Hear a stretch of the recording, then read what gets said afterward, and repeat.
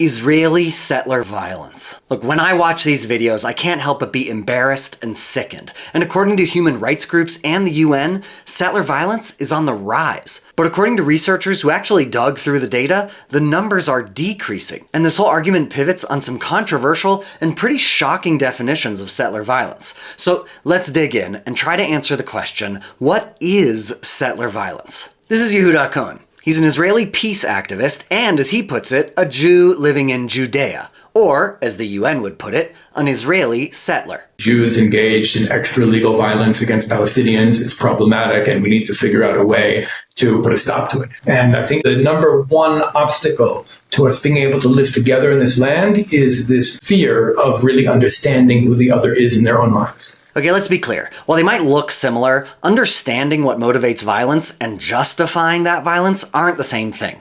Justifying violence promotes more violence. Understanding violence seeks to solve the problems that are behind that violence and encourage healing. So with that in mind, let's start with the basics. Who are Israeli settlers?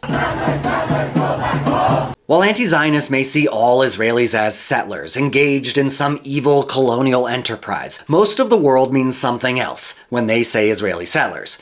When the media or politicians talk about Israeli settlers, they're referring to Israelis who live in the West Bank. That's this backwards B-shaped area here. I think it also kind of looks like a fetus, but you know what?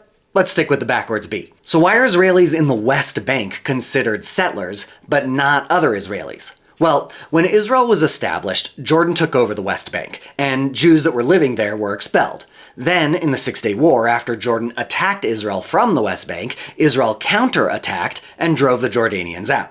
And that's when things started to get sticky, because the Israeli government never annexed the West Bank. They never said this is officially part of Israel. But they did allow, and even sometimes help, Israeli civilians to move into the area and create or settle over 140 new communities. And now, there are more than 500,000 settlers in the West Bank, though for the most part they do not self-identify as settlers, especially since now it's kind of used as an epithet. Jews in the West Bank are not a monolithic group. There's all sorts of different types of Jewish communities in the West Bank. Some are neighborhoods slightly over the border that are basically just the natural expansion of existing Israeli cities.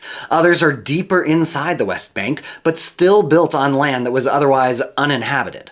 There are settlements built on land Jews were kicked out of in 1948. And then there are settlements that are built on private Palestinian land. Some of those are even considered illegal according to the Israeli government. All these different types of communities are full of diverse groups of Israelis. And while you may hear about settler violence, what you don't usually hear about is that some of the most vocal opponents of settler violence are also settlers. Most oppose settler violence because it's illegal, simple as that. Other settlers agree with the head of one of the most important yeshivas in the West Bank, who said settler violence is a moral stain on us all. Okay, that's settlers. Now what is settler violence? Not as easy to define as you might think, but let's start with the obvious. Acts of physical violence committed by Israeli civilians against Palestinians in the West Bank. For example, last year, in response to the murder of 2 Israelis driving through the Palestinian town of Hawara, a crowd of Israelis rioted, shooting at and attacking local residents. The rioters torched vehicles, homes, and businesses, and 1 Palestinian was killed. The head of the IDF's Central Command called the attack a pogrom. In the days that followed, similar riots occurred in 2 other Palestinian villages. These examples are horrifying, and as angry as these Israelis may have been, vengeful mob violence cannot be condoned. But thankfully, violence of this scale is extremely rare, and yet human rights groups talk about hundreds of cases of settler violence a year. And that's because, as I said before, not everyone agrees on what counts as violence. Over the entire period, from 2009 to 2023, there's an average of 62.69, let's call it 63 events per month on average. This is Dr. Michael Wolfowitz, a quantitative criminologist. Dr. Wolfowitz and his team of researchers went through every single case of settler violence reported by the UN from 2009 through 2023. We went into every single incident and read the descriptions of every single incident to identify if there was any miscategorization or mislabeling. And I think what he found in these cases is pretty shocking.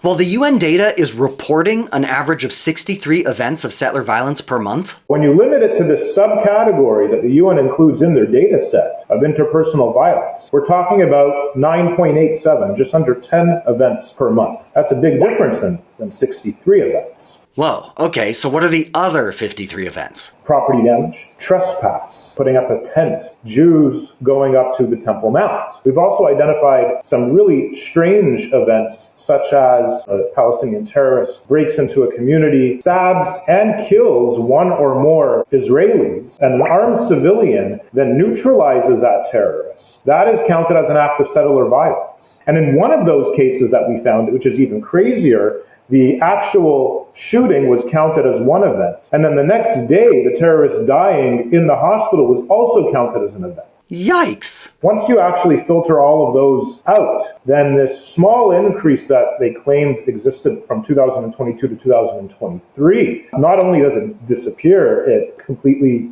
changes direction. And there's around a 21.9%, almost a 22% decline between 2022 and 2023. And that's including that crazy month of October 2023. Okay, so why are the UN and human rights groups listing nonviolent acts as violence? Well, there are the obvious answers. They want to make the problem look worse than it is and push a narrative that Israel is not sufficiently prosecuting acts of settler violence, all in order to defame settlers and Israelis in general.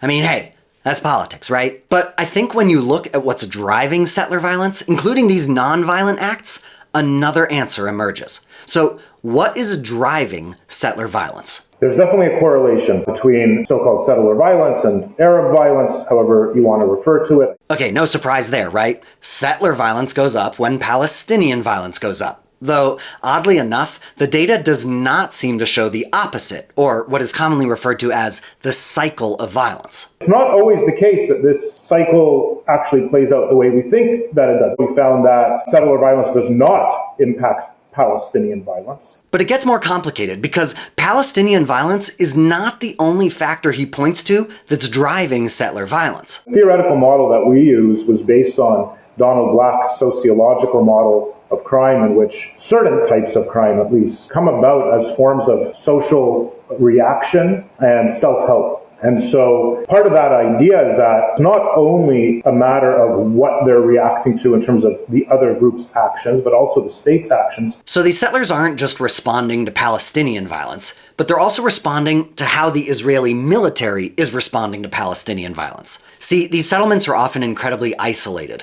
with no love lost between settlers and the surrounding Palestinian population.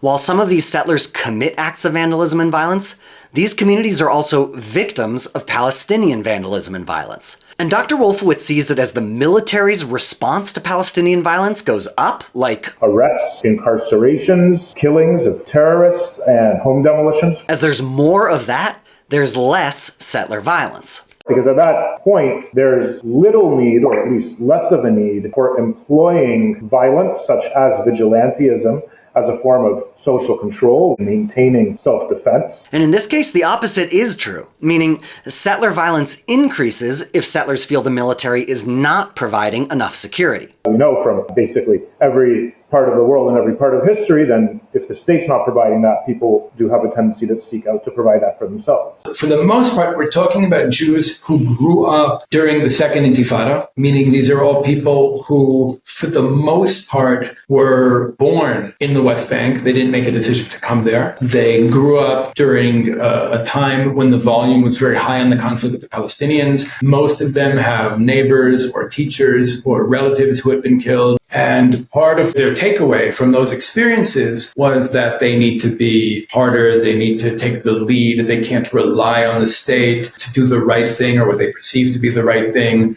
including to keep them safe. And therefore, they see themselves as having to behave in a way that makes Palestinians fear to get too close. Okay, so we've got settler violence as a response to Palestinian violence, settler violence as vigilantism for the sake of deterrence, and then there's the ideological component. So a lot of these Jews are Jews who are willing to sacrifice, live under very difficult conditions, put their lives in danger for what they believe to be important important for Jewish history and the Jewish people. These settlers are driven by strong ideological beliefs about the need to protect the Jewish connection to the land of Israel.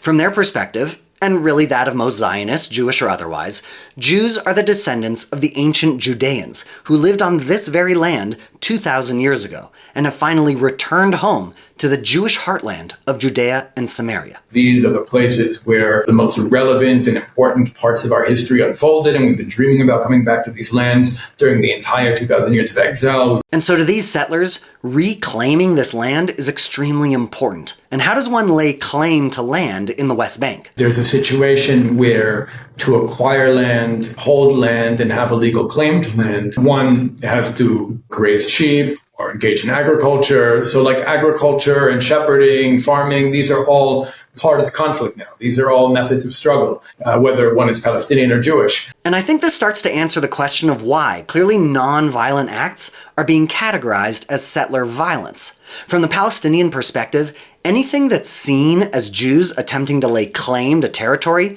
is also seen as an act of aggression. Herding sheep, walking in a field, visiting an archaeological site. And while I can understand that, and I can appreciate how deeply frustrating these acts of perceived aggression must be, according to Dr. Wolfowitz, categorizing nonviolent acts as violence is counterproductive. I think that in order to properly deal with any problem, we need to know how bad the problem is. We need to know whether we're talking about small phenomena or whether we're talking about a pandemic. And that should guide our approach. When you treat the sort of Middle Eastern equivalent of microaggressions as acts of violence, you may forward a certain political agenda, but you're not helping solve the actual problem of actual physical violence. You're just forwarding a narrative which demonizes the other and makes dialogue impossible. Israelis and Palestinians are not fighting each other. We're both fighting our fantasy antagonists of the other. Okay, so that's probably the end of the piece. But for those interested, I thought there was something else fascinating that Yehuda said to me.